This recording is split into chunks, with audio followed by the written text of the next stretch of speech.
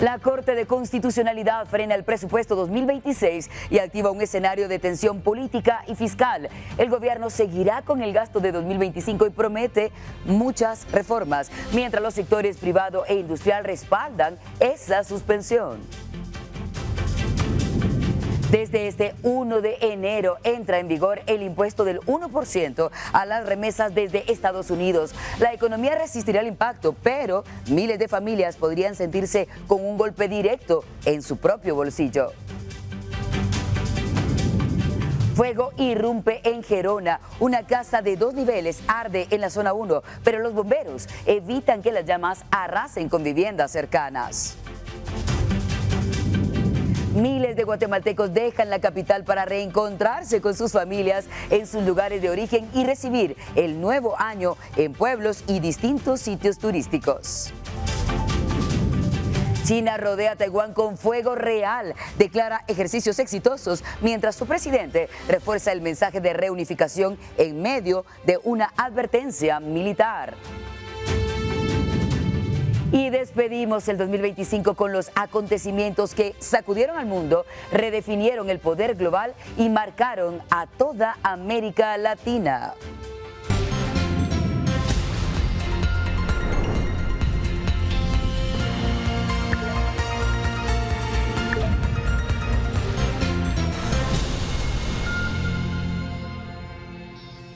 Miércoles 31 de diciembre de 2025, el último noticiero del año. Gracias por preferirnos para informarse. Hoy les adelantamos, es un noticiero para recordar. Muchísima información por delante, así que sin más preámbulo, en nombre de todo el equipo, bienvenidos. Les saluda Elsa Mariana García. Aquí comenzamos. Una recicladora de materiales ardió en llamas en la colonia Covinta, en la zona 3 de Villanueva. El incendio ocurrió en la noche del martes último y, de acuerdo con los bomberos, tuvieron que batallar por espacio de 3 horas y media para apagar las llamas. Durante la emergencia fueron usados al menos 5.000 galones de agua que liquidaron esa emergencia y así evitaron que el incendio se propagara a otros inmuebles. En esa acción participaron también estaciones de Bárcenas y Santa Isabel Villanueva, que elaboraron con al menos 5 unidades contra incendios.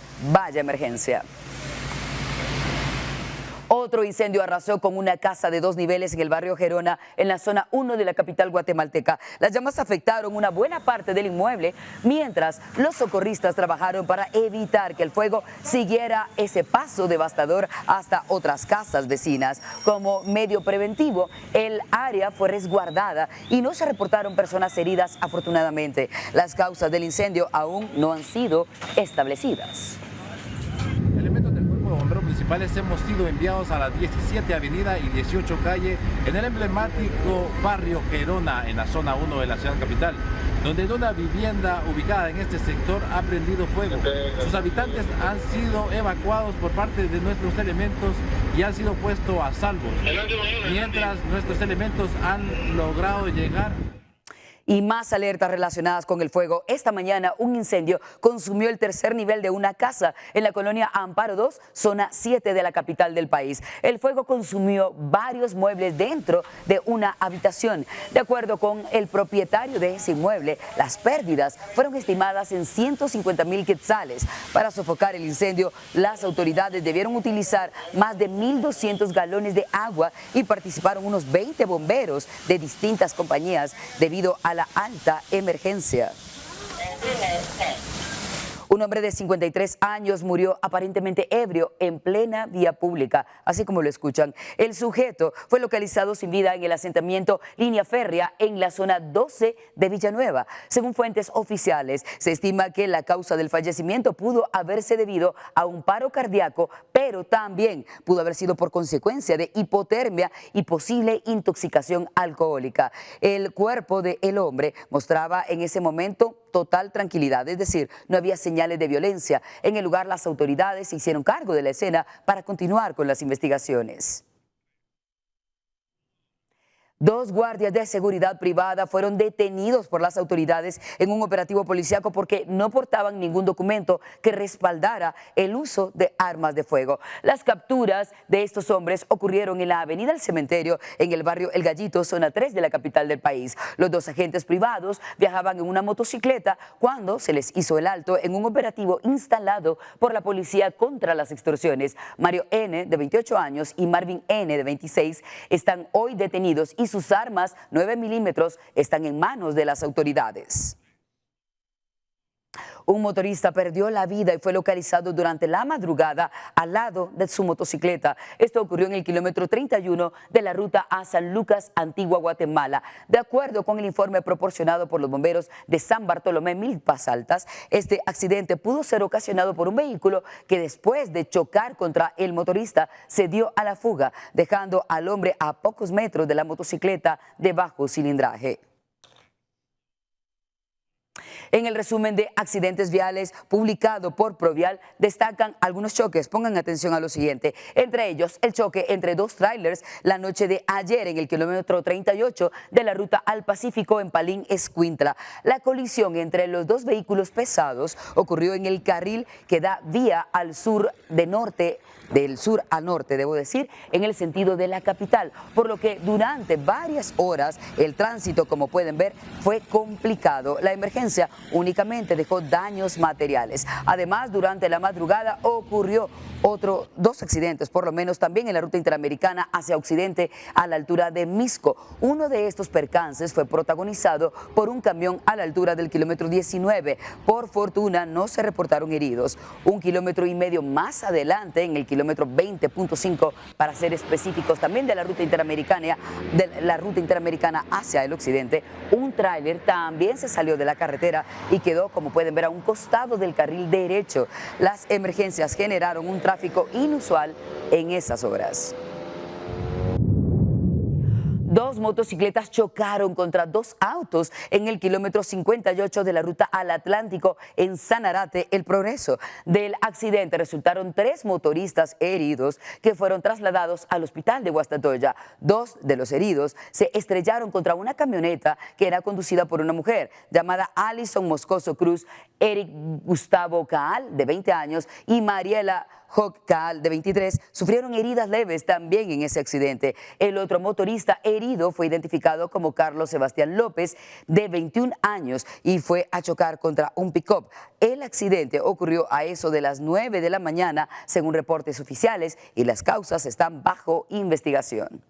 Los accidentes viales encendieron las alertas en Guatemala durante todo 2025. Más de 8,000 hechos de tránsito, miles de personas lesionadas y también un aumento en las muertes revela un sistema de transporte colectivo marcado por la falta de controles, vehículos obsoletos y también conductores sin una supervisión efectiva. Durante 2025, Guatemala registró un incremento significativo en los hechos de tránsito a nivel nacional. De acuerdo con datos oficiales, entre enero y finales de diciembre de 2025 se contabilizaron más de 8.800 accidentes viales, que dejaron como saldo más de 2.400 personas fallecidas y cerca de 9.500 lesionadas, cifras que incrementaron un 5% en relación al año 2024. El transporte colectivo figura entre los principales focos de preocupación. Más de 600 autobuses se vieron involucrados en percances durante el año, con al menos 115 usuarios fallecidos hasta octubre y más de 500 personas heridas. A esto se suma la operación de miles de unidades no registradas, conocidas como buses pirata, que circulan sin autorización ni controles, pese a que la ley tipifica esta práctica como delito. El vehículo más accidentado, podemos mencionar que es la motocicleta, que tiene más del 50%, pero también aquí hay que enfocarnos e identificar el crecimiento exponencial y contenido que ha tenido en el parque vehicular. Estamos hablando que vehículos a nivel general cada año crece un 7% y en el tema de las motocicletas crece un 13%. La Procuraduría de los Derechos Humanos advirtió que la falta de presencia de autoridades en carretera, especialmente en horarios críticos como la madrugada, agrava el riesgo para los pasajeros. Señalan además deficiencias en la supervisión de conductores, muchos de los cuales no figuran en las bases de datos oficiales, así como a la antigüedad excesiva de las unidades y el deficiente mantenimiento mecánico. Falta o insuficiente presencia de autoridades en carretera principalmente en las horas donde más hay traslado de pasajeros, es decir, en la madrugada. Prácticamente algunos operativos se realizan en horarios de oficina, prácticamente eso no sirve. Al final la población guatemalteca necesita que haya controles en hora pico y en los puntos donde hay abuso de la velocidad. Desde el Departamento de Tránsito se reconoce un aumento generalizado de la siniestralidad, con un crecimiento que supera el 5% en accidentes y fallecidos. Aunque la motocicleta sigue siendo el vehículo más involucrado, las autoridades admiten que el exceso de velocidad, vehículos en malas condiciones, la sobrecarga, el consumo de alcohol y el deterioro de las carreteras continúan siendo factores determinantes. Con imágenes de Eric Ávila para Noticiero Guatevisión reportó Oscar Vázquez. Miles de guatemaltecos emprendieron viajes interdepartamentales este fin de año para reunirse con sus familias y celebrar el inicio de 2026, generando un notable incremento de circulación vehicular en las carreteras. Uno de nuestros equipos estuvo en Centrasur esta mañana y confirmó la alta afluencia de viajeros. Durante los últimos días de diciembre, carreteras principales del país registraron movimientos de pasajeros con destino a diferentes departamentos, mientras familias completas se trasladan para recibir el año nuevo en sus lugares de origen o en destinos turísticos tradicionales. A visitar a mi cuñada, sí, y a mis sobrinos y todos ellos, ¿verdad? A pasar allá con ellos año nuevo. Porque como usted sabe que la Navidad la pasé con todos mis hijos y mi señora. ¿Usted con su esposa viaja hoy? Con ella. Este flujo de viajeros, que empezó a intensificarse desde el 28 de diciembre, responde tanto a la tradición de reunirse con seres queridos en fechas festivas como al deseo de aprovechar el receso por las festividades. Las rutas hacia regiones como la antigua Guatemala, Totonicapán, Quetzaltenango, Suchitepeques y Huehuetenango han sido algunas de las más concurridas en los últimos días. La verdad es que como es fin de año, todos desean ir a ver a sus familias y pues ha habido un poco menos en comparación de otros años. Ajá. ¿A ustedes les afecta que la gente no viaje a visitar a su familiar? Pues la verdad es que todo afecta a la economía, todo, ¿eh? Pero por la gracia de Dios estos buses van y vienen, va. Si bien la mayor parte de los viajes se desarrollan con normalidad, autoridades recomendaron a quienes aún planeen movilizarse salir con anticipación y tomar previsiones frente a posibles demoras por tránsito y la alta ocupación en servicios de transporte.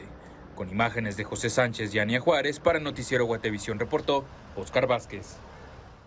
Y en más temas a los que damos seguimiento tras la decisión de la Corte de Constitucionalidad de suspender provisionalmente el presupuesto general de 2026, el gobierno, el sector empresarial y también el Congreso guatemalteco fijaron su postura sobre el futuro del plan de gasto y la continuidad de los servicios del Estado. Tras el amparo provisional otorgado por la Corte de Constitucionalidad que suspende la entrada en vigor del presupuesto general del Estado para 2026, diversos sectores se pronunciaron sobre el alcance de la resolución y las acciones a seguir. El organismo ejecutivo informó que mientras se resuelve el fondo del amparo, continuará aplicándose el presupuesto vigente del 2025 por un monto de más de 154.000 millones de quetzales, tal como lo establece la Constitución cuando no entre en vigencia un nuevo plan de gastos. El gobierno aseguró que actuará dentro del marco legal y anunció que en enero presentará al Congreso una iniciativa de reforma presupuestaria con el objetivo de ajustar los recursos a las necesidades del próximo año y garantizar la continuidad de los servicios públicos esenciales. Por su parte, la bancada Semilla expresó su rechazo a la suspensión del presupuesto 2026 y aseguró que el decreto aprobado por el Congreso cumplió los procedimientos establecidos en la Constitución y la Ley Orgánica del organismo legislativo. Los diputados indicaron que promoverán decisiones para evitar afectaciones a áreas como salud, educación y desarrollo social. En contraste, el Comité Coordinador de Asociación Agrícolas, Comerciales, Industriales y Financieras, CACIF, respaldó la resolución de la Corte de Constitucionalidad y llamó a respetar el marco institucional, destacando la importancia de la responsabilidad fiscal, la transparencia y la adecuada fiscalización del gasto público. El CACIF reiteró su preocupación por la magnitud y orientación del presupuesto 2026 e instó a las autoridades a entender los señalamientos legales y a trabajar en un plan de gastos que responda a las necesidades del país. También la Cámara de Industria de Guatemala se pronunció tras la resolución de la Corte de Constitucionalidad. El sector industrial reconoció el actuar del Tribunal Constitucional y señaló que la suspensión provisional abre la posibilidad de replantear un presupuesto que, a su criterio, resulta excesivo y desconectado de la realidad del país. Mientras tanto, la suspensión provisional mantiene en pausa la aplicación del presupuesto 2026, a la espera de una resolución definitiva de la Corte de Constitucionalidad. Para Noticiero Guatevisión, reportó Paula Carranza. Atención a este tema. Desde este 1 de enero entra en vigencia el impuesto del 1% a las remesas enviadas desde Estados Unidos. Y aunque el Banco de Guatemala prevé un impacto económico limitado, la medida sí podría afectar directamente miles de hogares guatemaltecos que dependen de ese ingreso. El nuevo impuesto del 1% a los envíos de remesas desde Estados Unidos entrará en vigencia el 1 de enero de 2026. Y aunque su impacto en la economía guatemalteca sería limitado, sí podría tener efectos directos en los hogares que dependen de estos ingresos. El Banco de Guatemala estima que desde una perspectiva macroeconómica, el gravamen no afectará de forma significativa el crecimiento del país. Incluso en un escenario adverso, la reducción proyectada de remesas sería de unos $246 millones, equivalentes apenas al 0.19% del Producto Interno Bruto, sin comprometer la meta de crecimiento del 4.1% para 2026. Sin embargo, el panorama cambia a nivel de las familias. El impuesto incrementa el costo de enviar dinero y su impacto dependerá de quien asuma ese gasto. Si lo absorbe el migrante, se reduce su ingreso disponible en Estados Unidos. Si se traslada a los beneficiarios, las familias en Guatemala recibirán menos recursos para consumo y ahorro. El tributo aplicará a envíos en efectivo, cheques y giros postales, pero quedarán exentos los pagos digitales desde cuentas bancarias o con tarjetas emitidas en Estados Unidos.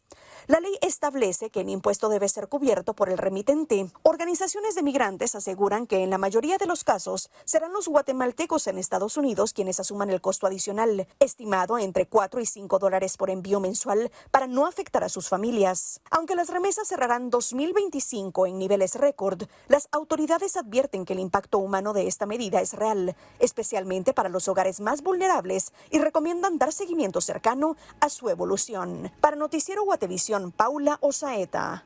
El zoológico La Aurora dará la bienvenida a 2026 con su primera velada nocturna llamada Noches de Luna Chapina, una experiencia familiar que permitirá recorrer ese recinto bajo la luz de la luna. Y este ambiente es sumamente agradable tanto para los animales como para los visitantes, y es que hay un contacto extremo con la naturaleza.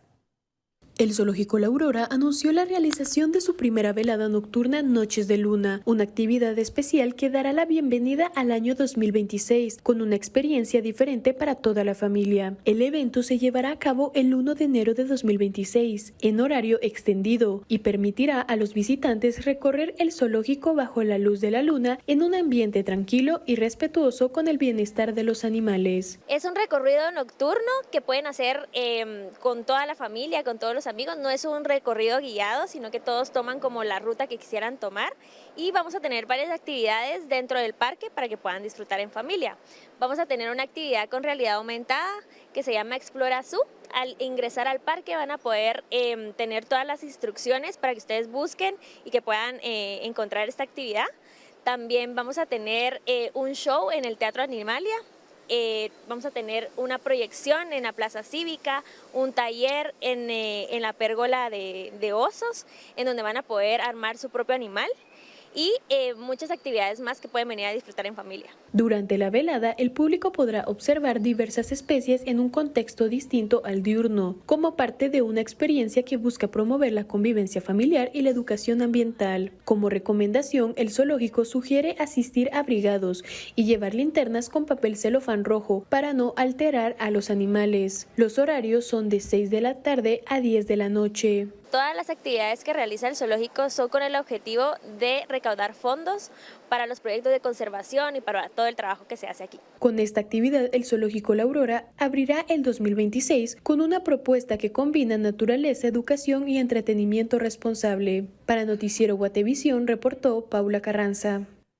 Ojalá puedan hacerlo, les digo, es una experiencia hermosa realmente. Con otros temas, la llegada del 31 de diciembre, miles de familias guatemaltecas se preparan para despedir el año viejo y dar la bienvenida al año nuevo a través de tradiciones, también combinando un poco de fe, cultura y creencias populares. Prácticas que buscan atraer, escuchen esto, la prosperidad, la salud y nuevas oportunidades. Con la llegada del 31 de diciembre, miles de familias guatemaltecas se preparan para despedir el año viejo y dar la bienvenida al nuevo año a través de tradiciones y creencias populares. Algunas de estas costumbres se practican desde hace décadas y se han transmitido de generación en generación como parte de la identidad cultural del país. Muchas de ellas están relacionadas con el deseo de prosperidad, salud, amor y nuevas oportunidades. Entre las conocidas se encuentran salir a la calle con una maleta, una práctica simbólica que representa el anhelo de viajar durante el año que comienza. Otra tradición popular es comer 12 uvas a la medianoche, una por cada mes del año, como forma de atraer buenos deseos. También hay quienes eligen colores específicos de ropa interior para recibir el año nuevo, asociado cada color con diferentes deseos como el amor, el dinero o la estabilidad personal. A estas costumbres se suma la tradición de encender velas y utilizar aceites aromáticos durante la noche del año nuevo, un ritual simbólico que muchas personas practican para iluminar el camino del año que comienza y atraer deseos como prosperidad, salud y bienestar. Las velas suelen elegirse según su color como el de la ropa interior. En algunos hogares, este ritual se acompaña del uso de aceites esenciales como lavanda o cítricos, colocados en difusores para aromatizar el ambiente, limpiar energías y fomentar el clima de tranquilidad y esperanza. Hoy en día, así como ahorita en diciembre, se está vendiendo mucho las veladoras blancas, en especial las doradas, que es las que más llevan el fin de año, ¿verdad?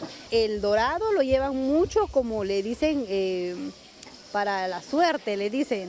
Entonces, para eso es que llevan el dorado. En muchos hogares, el último día del año se destina a la limpieza general, una costumbre que simboliza dejar atrás lo negativo y preparar el espacio para un nuevo comienzo. Otras personas acostumbran guardar billetes o monedas como señal de abundancia para el año entrante. Para Noticiero Guatevisión, reportó Paula Carranza. 9, 8, 7, 6, 5, 4, 3, 2, 1.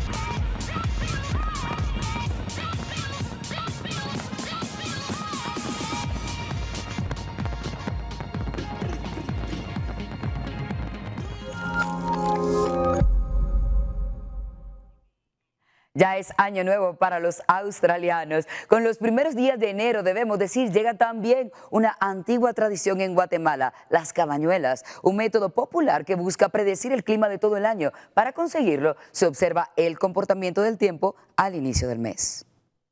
Climas extremos, cambios inesperados y un calendario popular que busca predecirlo todo. Las cabañuelas vuelven a tomar protagonismo en Guatemala con el inicio del nuevo año. Se trata de un método ancestral de observación climática que busca anticipar cómo será el clima a lo largo de todo el 2026, tomando como referencia los primeros 24 días de enero. Algunos los extienden hasta que finalice el mes. Lo que se llama la sabiduría popular y que fue reconocida, ¿verdad?, en el mundo y en el caso particular de Guatemala en el año 2003, como los saberes y tradiciones en esa rama fue, en ese renglón específicamente fue encajado este tipo de conocimientos que pues son producto de la observación de la naturaleza y van a ser las personas mayores. ¿Por qué? Porque a más edad, más experiencia del conocimiento de lo que es la agricultura, los cambios climáticos, el desgaste de la tierra, que se tiene que utilizar para aumentar la productividad. ¿Cómo se calculan las cabañuelas? Las cabañuelas se calculan en una creencia popular, ¿verdad? Que cada uno de los días primeros del año, no conforme van los primeros 12 días, serán los primeros 12 meses. Luego eso se replica en una segunda vuelta, podríamos decir, a partir del 13. Y como todavía sobran algunos días, se hace en la mañana tal día y en la tarde tal día, pero todo esto pues nada más tiene vivencia en la memoria popular de los guatemaltecos. Los días del 1 al 12 representan cada mes en orden. Del 13 al 24 se lee el año en retroceso y los siguientes días, medio día por mes, según las variantes regionales. Viene desde tiempos ancestrales y lo podemos rastrear desde, por ejemplo, la Biblia, ¿no? En cuanto tenemos esta referencia del faraón, ¿no? Que llama a uno de los personajes bíblicos y tiene pues 7 años de vacas flacas, se interpreta un sueño, ¿no? Y 7 años de vacas gordas, y entonces eso significa los años de abundancia y los años podríamos decir, de menos productividad. En todo eso se prepara a Egipto para todo esto y es ahí donde hay esa primera premonición. Aunque el cálculo de las cabañuelas no tiene respaldo científico, muchas comunidades rurales y agrícolas en Guatemala aún las consultan para planificar sus cosechas y actividades. Con imágenes de Erika Ávila, Maybol Saucedo.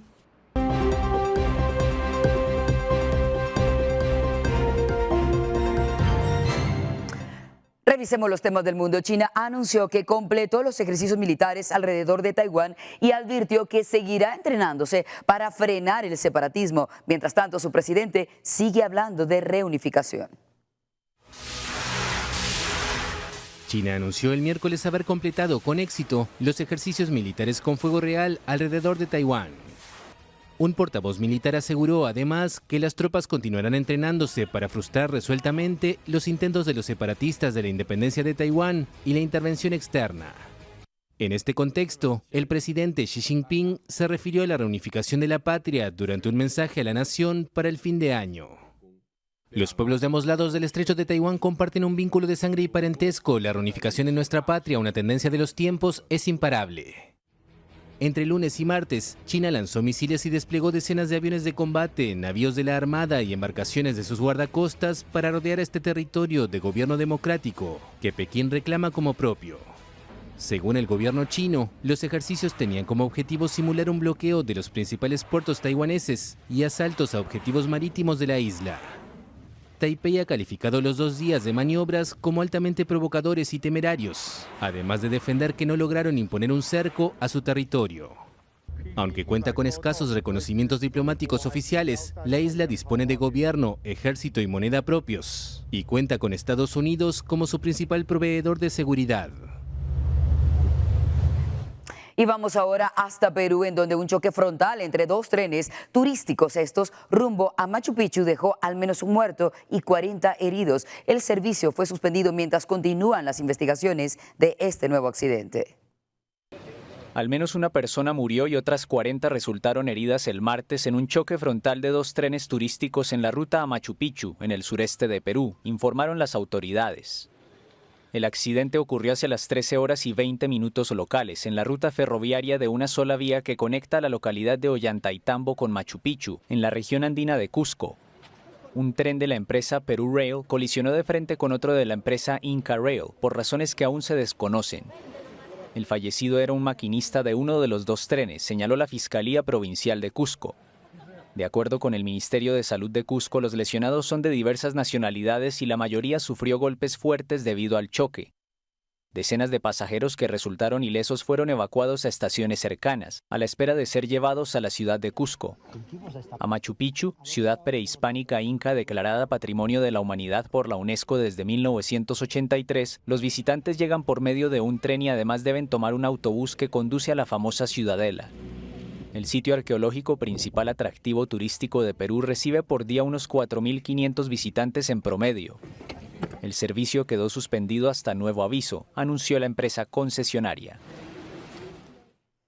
En temas más alentadores, Río de Janeiro recibió el título Guinness a la mayor fiesta de Año Nuevo de todo el mundo. Para este miércoles se esperan 2,5 millones de personas en Copacabana, con conciertos encabezados por Gilberto Gil y un show de 1.200 drones, además de fuegos artificiales, mientras que más de 3.500 policías dicen, eso sí, estarán vigilando la celebración.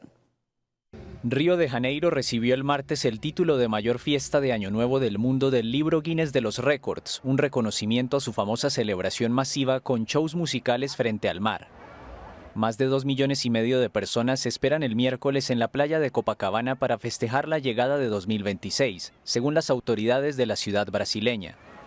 El evento contará con conciertos en 3 escenarios, encabezados por el legendario Gilberto Gil y un show con 1.200 drones, además del tradicional espectáculo de fuegos artificiales.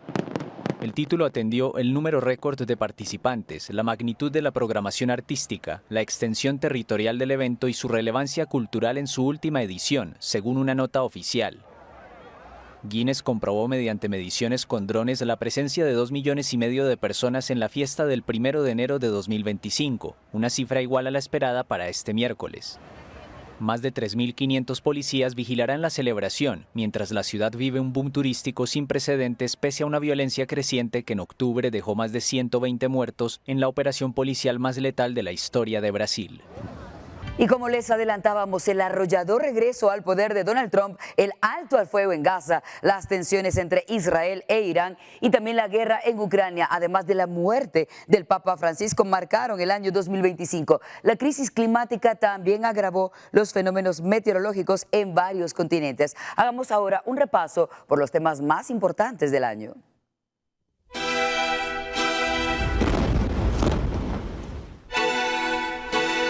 Termina 2025, un año marcado por guerras, el regreso de Donald Trump al poder, el cese al fuego en Gaza, eventos climáticos extremos y despedidas.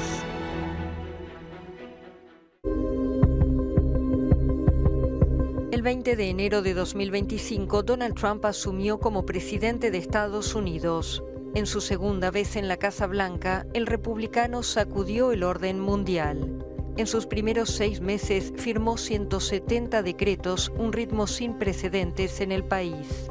Desafió el derecho a la ciudadanía por nacimiento, atacó a las universidades, eliminó políticas ambientales y se enfrentó con los jueces que bloquearon varias de sus órdenes ejecutivas. Además, lanzó una violenta ofensiva proteccionista. El 2 de abril, presentado por Trump como el Día de la Liberación, el mandatario anunció una reciprocidad arancelaria para todos los países del mundo. El tarifazo alcanzó a casi todos sus socios comerciales, con un mínimo general del 10% y tasas mucho más altas para decenas de países. Otro objetivo central de Trump fueron los inmigrantes, a quienes califica de criminales si ingresaron al país sin visa o permiso. Estudiantes extranjeros pro-palestinos fueron detenidos en universidades. E imágenes como esta de aviones llevando deportados a América Latina se volvieron frecuentes. En los tribunales de inmigración estadounidenses, agentes del Servicio de Inmigración y Control de Aduanas, el ICE, detuvieron a migrantes que habían acudido a resolver sus procesos de asilo. Las operaciones del ICE provocaron protestas violentas en Los Ángeles, además de diversas manifestaciones en otras ciudades del país. El republicano respondió enviando la Guardia Nacional, una medida que repitió luego en otras ciudades gobernadas por la oposición demócrata, para combatir lo que considera una delincuencia desenfrenada. Trump llevó al polémico empresario Elon Musk a su gobierno para liderar una comisión destinada a reducir los gastos federales. Pero el idilio duró poco. Luego de 4 meses, Musk renunció y ambos magnates intercambiaron acusaciones y amenazas en redes sociales. I'm not telling you. Because you're in no position to dictate that. Remember this. You're in no position. En la oficina oval discutió con el presidente de Ucrania, Volodymyr Zelensky. Incomodó a su par sudafricano Cyril Ramaphosa al mostrarle un video que, según él, probaba denuncias de genocidio contra blancos en Sudáfrica. Trump también lanzó una ofensiva contra las universidades por considerarlas demasiado progresistas. Debido a los drásticos recortes, Stanford, Harvard, Columbia y Johns Hopkins debieron realizar despidos masivos.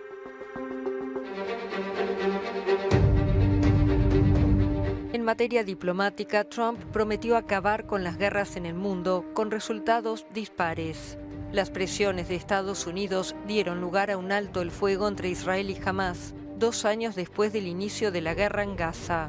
El acuerdo permitió la entrada de más ayuda humanitaria al territorio y el regreso a Israel de los últimos rehenes vivos y la mayoría de los restos mortales de los fallecidos, a cambio de la liberación de unos 2.000 presos palestinos. Poco antes, en septiembre, Israel había atacado a altos cargos de Hamás en una operación sin precedentes en Doha, en Qatar. En el terreno diplomático, la causa palestina ganó nuevo impulso. Varios países reconocieron formalmente al Estado de Palestina, como Reino Unido, Francia, Canadá o Portugal. Pero Gaza no fue el único frente de conflicto en la región.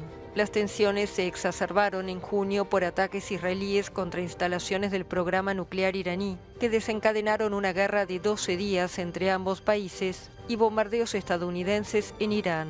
El gobierno iraní respondió con misiles lanzados contra bases estadounidenses en Irak, que no dejaron víctimas.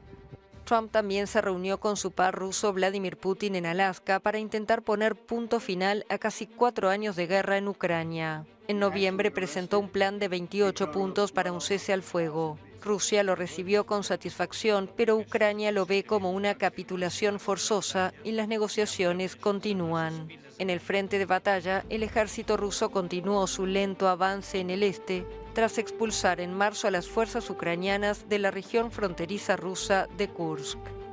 Entre Europa Occidental y Rusia hubo tensión. Países europeos acusaron al gobierno ruso de promover ataques híbridos en territorios de distintos países. Dinamarca, Rumanía y Polonia informaron sobre incursiones en sus espacios aéreos e interferencias. En otro caso, el avión de la ministra de Defensa de España sufrió interferencias en el GPS al sobrevolar el Báltico cerca de la frontera rusa. Bruselas consideró los episodios parte de una campaña coordinada de intimidación.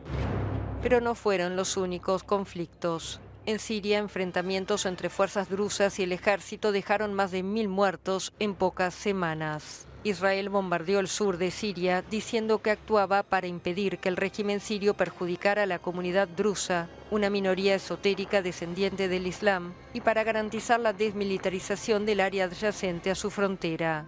En Sudán, la guerra civil se intensificó, con decenas de miles de desplazados, en medio de denuncias de atrocidades cometidas en la ciudad de El Fasher. El año también estuvo marcado por protestas juveniles y contra el sistema en distintos países. La bandera del anime One Piece apareció como símbolo de rebeldía contra los gobiernos en Filipinas, Francia, Indonesia, Nepal y Perú. En Francia, tras un juicio de años, el expresidente Nicolas Sarkozy fue encarcelado, condenado por corrupción por permitir que personas de su círculo se acercaran a la Libia de Muammar Gaddafi para obtener recursos y financiar ilegalmente su campaña presidencial de 2007. Tras unos días preso, espera el juicio de la apelación, que debería comenzar en marzo. El planeta vivió en 2025 varios eventos climáticos extremos. Incendios forestales devastaron zonas de España, Grecia y Portugal, obligando a miles de personas a evacuar. En Estados Unidos, miles de inmuebles quedaron reducidos a cenizas en Los Ángeles. Los incendios provocaron uno de los peores desastres que jamás hayan golpeado California. Terremotos en Birmania y Afganistán dejaron cientos de muertos. El Etna en Italia y el Lewotowil-Lakilaki en Indonesia entraron en erupción. En el sudeste asiático, los tifones Waloi y Kalmaegi provocaron destrucción en Filipinas y Vietnam. En Hong Kong, la India y el sureste asiático, lluvias torrenciales causaron inundaciones mortales. También hubo accidentes. En Washington, un avión de American Airlines chocó en el aire con un helicóptero Black Hawk, una tragedia que dejó 67 muertos. Mientras tanto, en Nueva York, el buque escuela mexicano Cuauhtémoc chocó contra el puente de Brooklyn. 2 personas murieron. En Portugal, el descarrilamiento de un funicular que recorre uno de los barrios más turísticos de Lisboa dejó 16 muertos y varios heridos. Y en India, un avión se estrelló poco después de despegar de Ahmedabad, dejando 242 muertos. Increíblemente, un pasajero sobrevivió a la tragedia casi sin lesiones. El gobierno de Estados Unidos enfrentó su paralización presupuestaria más larga de la historia. Fueron 43 días de shutdown, que llevaron a la suspensión temporal de cientos de miles de funcionarios públicos, a la cancelación de miles de vuelos y generaron angustia entre familias que dependían de la ayuda estatal para sobrevivir. En septiembre, Charlie Kirk, líder conservador y aliado de Trump, fue asesinado a tiros en una universidad de Utah. El caso provocó conmoción nacional. En la justicia, el rapero P. Diddy fue condenado a 4 años y 2 meses de prisión por acusaciones de tráfico de personas con fines de prostitución. La sentencia cerró uno de los casos más mediáticos de la década. Para los 400 millones de católicos en el mundo, fue un año especial. La noticia de la muerte del Papa Francisco a los 88 años conmovió al mundo. Un día después de su inesperada aparición en el Vaticano el domingo de Pascua, tras más de un mes internado por una neumonía. Gracias por continuar con nosotros en una jornada que les hemos dicho es para recordar. América Latina atravesó un 2025 marcado por tensiones políticas, además de episodios de violencia y también la resonancia de toda la región por esos problemas. La operación de Estados Unidos en el Mar Caribe y también el Pacífico, con bombardeos contra narcolanchas, amplió el clima de inestabilidad en países como Venezuela. El año también estuvo marcado por cambios de gobierno, crisis internas y pérdidas de movilización en el continente. Vamos a evaluar todos estos hechos en el siguiente resumen.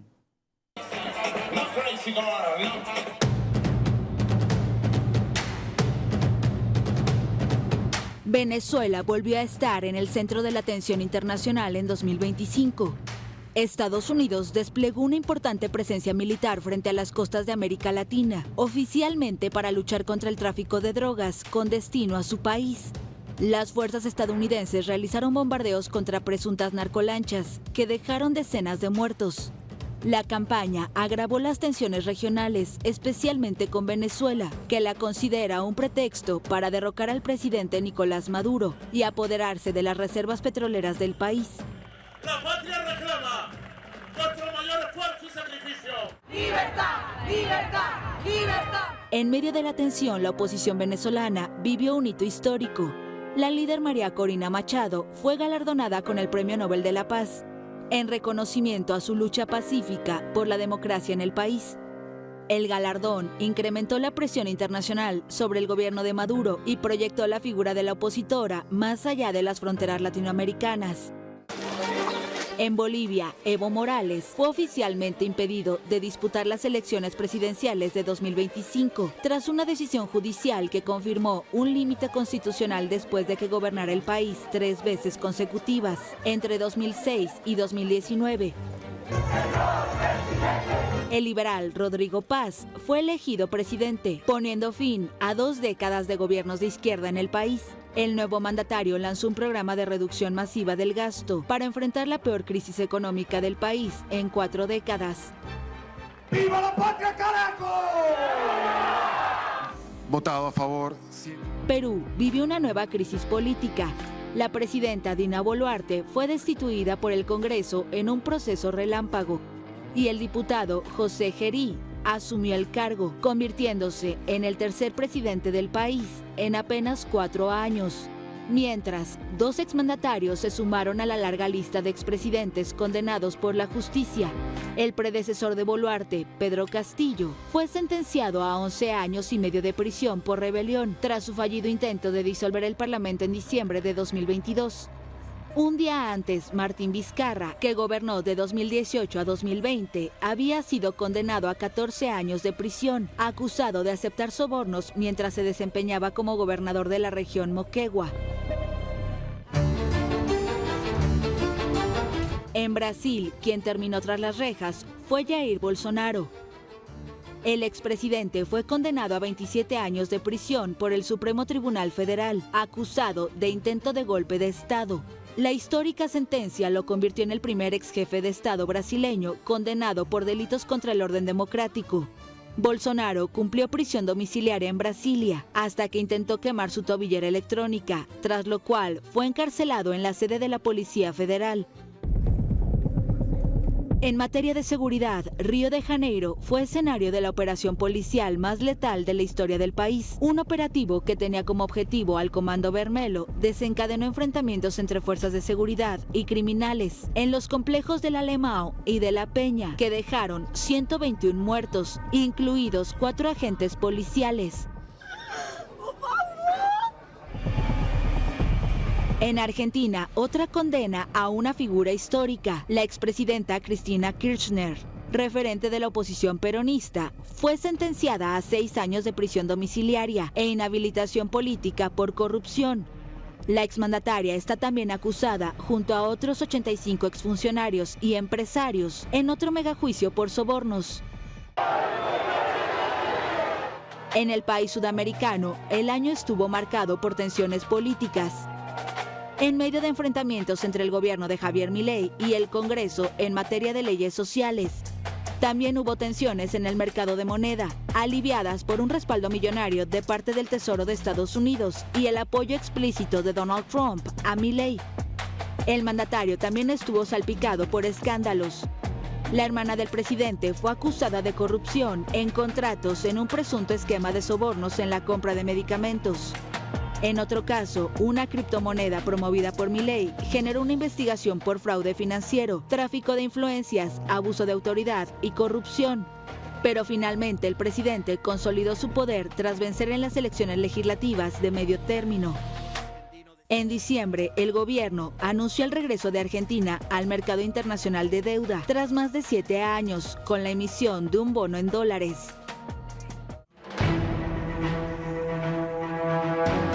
En Colombia, una escalada de violencia puso en jaque el plan de paz total del presidente Gustavo Petro. Desde inicios de año hubo enfrentamientos entre el Ejército de Liberación Nacional y las disidencias de la extinta guerrilla de las FARC, los más graves en la región del Catatumbo, plagada de narcocultivos y fronteriza con Venezuela. La violencia provocó decenas de muertos y más de 70.000 pobladores debieron huir de sus hogares. El desplazamiento forzado más grande del siglo en Colombia. En otro caso que conmovió al país, el precandidato presidencial Miguel Uribe fue baleado en un acto de campaña y murió tras 2 meses hospitalizado.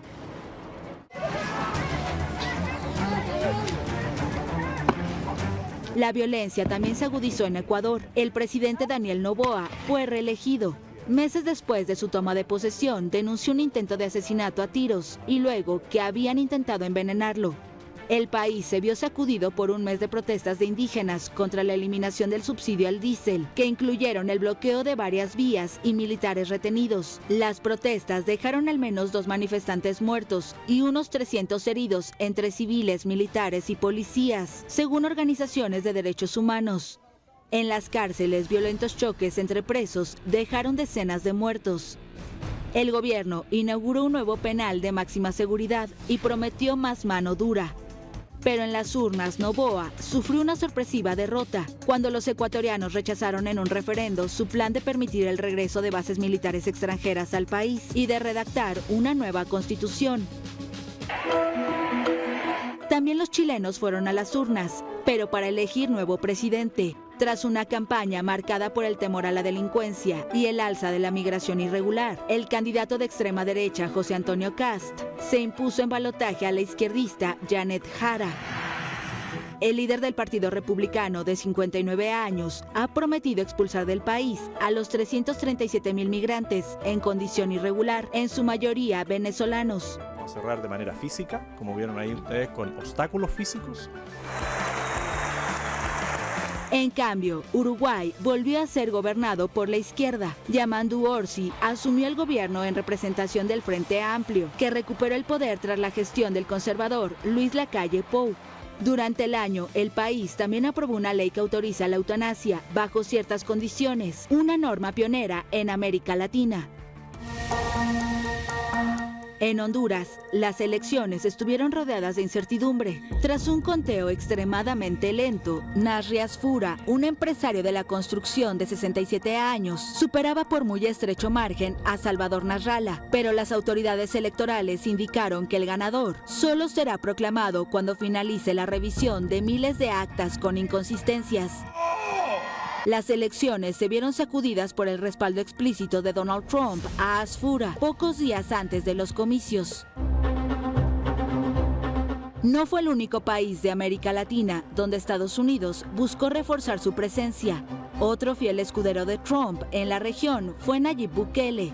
El presidente salvadoreño no dudó en convertir su país en el primero en recibir a migrantes expulsados por Estados Unidos. Grupos en defensa de los derechos humanos acusan a Bukele de torturas y otros excesos.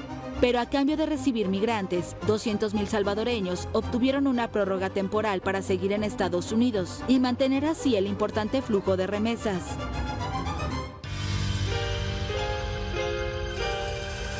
En cambio, México fue asediado por Trump. El estadounidense designó a cárteles de la droga mexicanos como organizaciones terroristas e impuso aranceles a productos mexicanos para que el país frenara el tráfico de drogas y la migración irregular.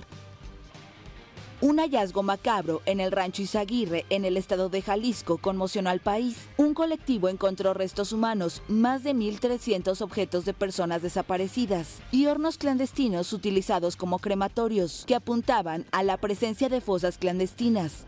México eligió por primera vez, por voto directo, a 881 funcionarios del Poder Judicial, entre jueces, magistrados y ministros, en una elección rodeada de controversia y en medio de alertas sobre cómo afectará la independencia del Poder Judicial.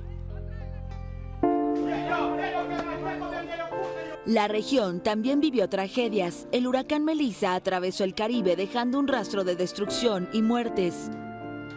Los países más afectados fueron Haití y Jamaica, con decenas de fallecidos, y Cuba, donde provocó inundaciones, cortes de electricidad y daños significativos. La isla comunista también sufrió varios apagones generales este año, algunos de varios días, en medio de una severa crisis económica que no da tregua. El país sufre también el deterioro de los servicios de salud. Cerca de medio centenar de personas, la mayoría niños y adolescentes, han muerto a causa del dengue y una epidemia de chikungunya. En México, lluvias torrenciales causaron inundaciones y derrumbes que mataron a más de 60 personas. Y en República Dominicana el año estuvo marcado por un accidente devastador, el derrumbe de una discoteca que dejó 221 muertos. Fue durante un concierto de un popular cantante de merengue que también estuvo entre las víctimas. En una buena noticia para Brasil, el cine del gigante sudamericano vivió un año de ensueño. Fernanda Torres ganó el Globo de Oro a Mejor Actriz. Y la película Ainda Estou Aquí, de Walter Salles, fue nominada a 3 Oscar y se llevó Mejor Película Internacional, la primera estatuilla en la historia de Brasil.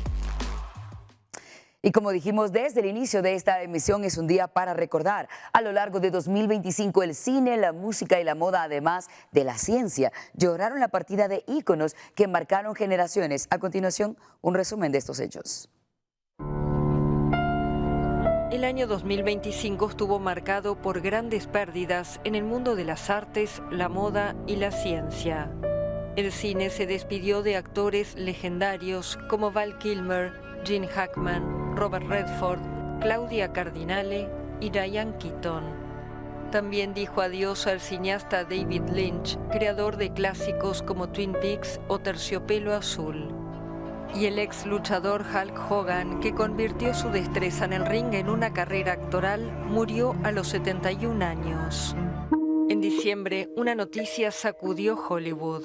El actor y cineasta Rob Reiner, director de éxitos como Cuando Harry conoció a Sally, fue hallado sin vida junto a su esposa, la fotógrafa Michelle Singer. El hijo de la pareja, Nick Reiner, fue acusado del doble homicidio. En la música, la muerte de Ozzy Osbourne, el príncipe de las tinieblas del heavy metal, despertó una ola de homenajes entre fans de diversas generaciones. También partió Jimmy Cliff a los 81 años, ícono del reggae que contribuyó a transformar la música jamaiquina en un fenómeno cultural global. Y México perdió a Paquita la del Barrio, la popular cantante que hizo del tema Rata de dos patas un himno al desamor y al despecho. En Italia, la moda dijo adiós a su monarca. Giorgio Armani, cuyo legado de elegancia y minimalismo marcó la industria, fue despedido en Milán. La ciencia lloró a Jane Goodall, pionera en el estudio de los chimpancés y símbolo de la defensa ambiental.